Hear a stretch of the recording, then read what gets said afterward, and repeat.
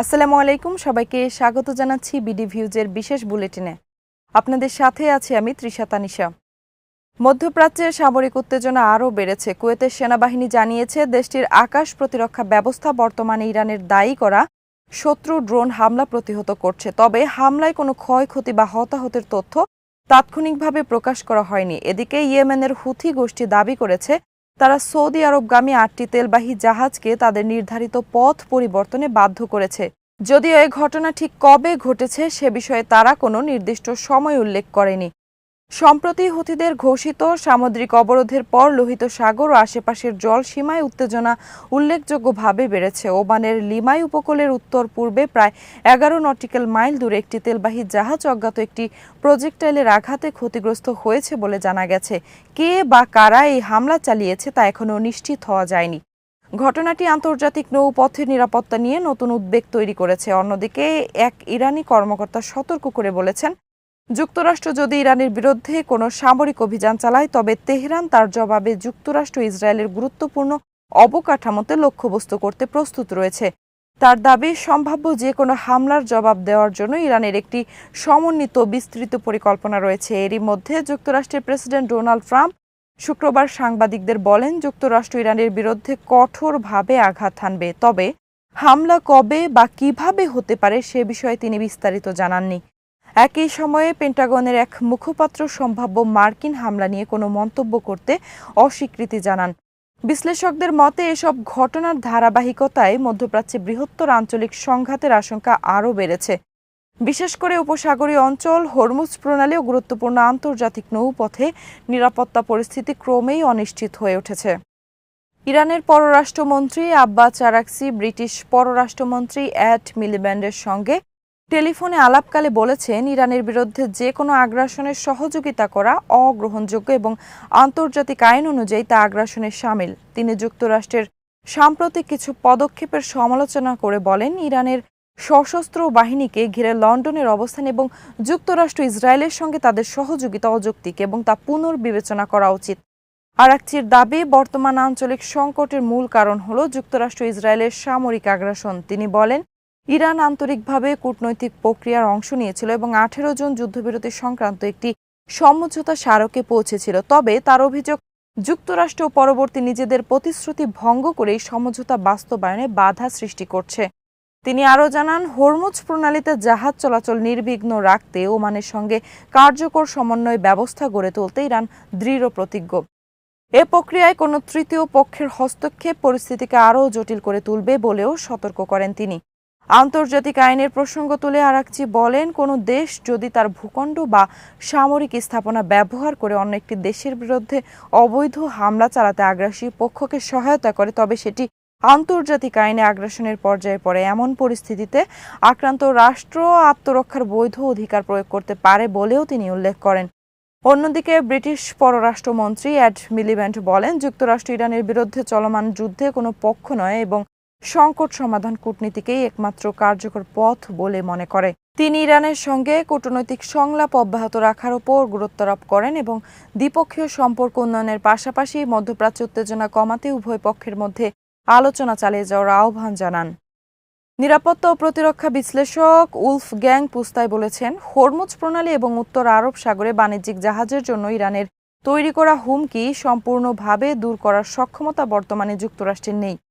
অস্ট্রিয়ার ভিয়েনা থেকে আল জাজিরাকে দেওয়া সাক্ষাৎকারে তিনি বলেন, হরমুজ প্রণালী এবং উত্তর আরব সাগরে নৌযান চলাচলের ওপর ইরানের যে হুমকি রয়েছে তা পুরোপুরি শেষ করতে দেওয়ার মতো কোনো বাস্তবসম্মত উপায় যুক্তরাষ্ট্রের হাতে নেই। তবে তিনি ব্যাখ্যা করেন, যুক্তরাষ্ট্র চাইলে ইরানের হামলার সক্ষমতা কিছুটা সীমিত করতে পারে।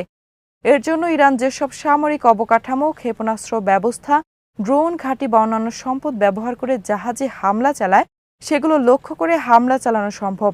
এতে হামলার সংখ্যা বা তীব্রতা কমানো যেতে পারে, কিন্তু হুমকি পুরোপুরি দূর হবে না। পুস্তাইয়ের মতে, বর্তমান পরিস্থিতিতে যুক্তরাষ্ট্র হট অ্যান্ড কোল্ড বা পাল্টা প্রতিক্রিয়া ভিত্তিক কৌশল অনুসরণ করছে। অর্থাৎ ইরান যখনই এই অঞ্চলে জাহাজ লক্ষ্য করে হামলা চালায় তখনই যুক্তরাষ্ট্র শক্তিশালী সামরিক জবাব দেয়। কিন্তু এই প্রতিক্রিয়া মূল সমস্যার স্থায়ী সমাধান নয়, বরং তা সাময়িকভাবে পরিস্থিতি নিয়ন্ত্রণ রাখতে সহায়তা করে। তিনি আরও ইঙ্গিত দেন, হরমুজ প্রণালীর মতো অত্যন্ত গুরুত্বপূর্ণ সমুদ্র পথে উত্তেজনা অব্যাহত থাকলে আন্তর্জাতিক বাণিজ্য, জ্বালানি পরিবহন এবং বৈশ্বিক অর্থনীতির ওপর এর নেতিবাচক প্রভাব পড়তে পারে। বিশ্বের উল্লেখযোগ্য পরিমাণ তেল ও গ্যাস এই জলপথ দিয়ে পরিবাহিত হয়, ফলে সেখানে নিরাপত্তার ঝুঁকি বাড়লে আন্তর্জাতিক বাজারে অস্থিরতা দেখা দেওয়ার আশঙ্কা থাকে। বিশ্লেষকদের মতে সামরিক পাল্টা হামলার পাশাপাশি কূটনৈতিক উদ্যোগ এবং আঞ্চলিক উত্তেজনা কমানোর প্রচেষ্টায় দীর্ঘমেয়াদে হরমুজ প্রণালীতে নিরাপত্তা নিশ্চিত করার সবচেয়ে কার্যকর পথ হতে পারে। ইসলামী বিপ্লবের সর্বোচ্চ নেতার জ্যেষ্ঠ সামরিক উপদেষ্টা মহসেন রেজাই বলেছেন, হরমুজ প্রণালীর সঙ্গে যুক্তরাষ্ট্রের কোনো সম্পর্ক নেই এবং এই গুরুত্বপূর্ণ জলপথে ওয়াশিংটনের হস্তক্ষেপ গ্রহণযোগ্য নয়। তিনি জোর দিয়ে বলেন, হরমুজ প্রণালী ইরান ও ওমানের আঞ্চলিক জলসীমার মধ্যে অবস্থিত এবং এর ভবিষ্যৎ নির্ধারণের অধিকারও মূলত এই দুই দেশের। ৮ বছর ব্যাপী ইরান ইরাক যুদ্ধের সময় ইসলামিক রেভলিউশনারি গার্ড কর্পসের সাবেক প্রধান কমান্ডার রেজাই বলেন, বিশ্বের বিভিন্ন দেশের জাহাজ হরমুজ প্রণালী ব্যবহার করলেও কোনো দেশই চায় না যে যুক্তরাষ্ট্র এককভাবে এই কৌশলগত নৌপথের বিষয়ে সিদ্ধান্ত নিক বা হস্তক্ষেপ করুক। তার দাবি, ইউরোপীয় দেশগুলিও এমন অবস্থান সমর্থন করবে না। রেজাই আরও বলেন, বিশ্বের অন্যান্য প্রণালীর তুলনায় হরমুজ ভৌগোলিক ও কৌশলগত বৈশিষ্ট্য ভিন্ন। তার ভাষ্য অনুযায়ী এটি একটি উপসাগরের প্রবেশদ্বার, যা মহাসাগর বা সমুদ্রকে সংযুক্তকারী সাধারণ প্রণালীর মতো নয়। এ কারণে এর গুরুত্ব এবং ব্যবস্থাপনাও আলাদা। তিনি প্রশ্ন তোলেন, যুক্তরাষ্ট্রের পারস্য উপসাগরের প্রবেশের প্রয়োজন কি এবং কেন তারা হরমুজ প্রণালীকে কেন্দ্র করে সক্রিয় হতে চায়। রেজাইয়ের মতে যুক্তরাষ্ট্রের উদ্দেশ্য নিয়ে ইরানের সন্দেহের যথেষ্ট কারণ রয়েছে, কারণ দুই দেশের মধ্যে দীর্ঘদিন ধরে বৈরী সম্পর্ক বিদ্যমান এবং ইরান নিজেকে যুক্তরাষ্ট্রের সঙ্গে সংঘাতপূর্ণ অবস্থায় দেখছে। ইরানের এক জ্যেষ্ঠ নিরাপত্তা কর্মকর্তা বলেছেন, যুক্তরাষ্ট্র বা ইসরায়েল যদি ইরানের গুরুত্বপূর্ণ অবকাঠামোর উপর হামলা চালায়, তবে তার জবাবে ইসরায়েলের গুরুত্বপূর্ণ অবকাঠামো এবং মধ্যপ্রাচ্যে যুক্তরাষ্ট্রের জ্বালানি স্থাপনাগুলোকে লক্ষ্য করে বিস্তৃত প্রতিশোধমূলক পরিকল্পনা প্রস্তুত রয়েছে।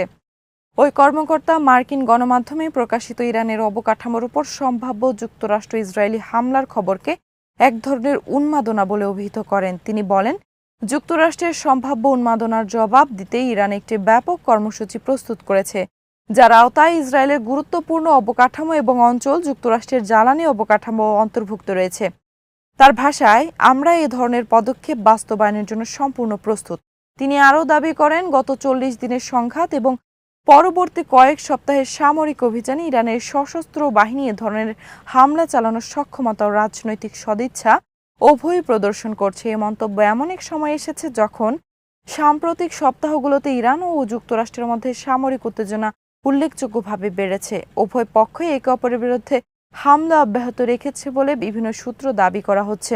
একই সঙ্গে ইরানের আগে হরমুজ প্রণালী দিয়ে জাহাজ চলাচল বন্ধের ঘোষণা দিয়ে জানিয়েছে, যুক্তরাষ্ট্রের সামরিক হস্তক্ষেপ বন্ধ না হওয়া পর্যন্ত এই গুরুত্বপূর্ণ নৌপথ বন্ধ থাকবে। প্রিয় দর্শক, যুক্তরাষ্ট্র ইরান যুদ্ধ নিয়ে আরও সর্বশেষ সংবাদ এবং বিশ্লেষণ থাকছে আমাদের সন্ধ্যার বুলেটিনে। আজ এখানেই শেষ করছি। সবাই ভালো থাকুন, সুস্থ থাকুন আর নিরাপদে থাকুন। ভালো লাগলে চ্যানেলটি সাবস্ক্রাইব করুন। আল্লাহ হাফেজ।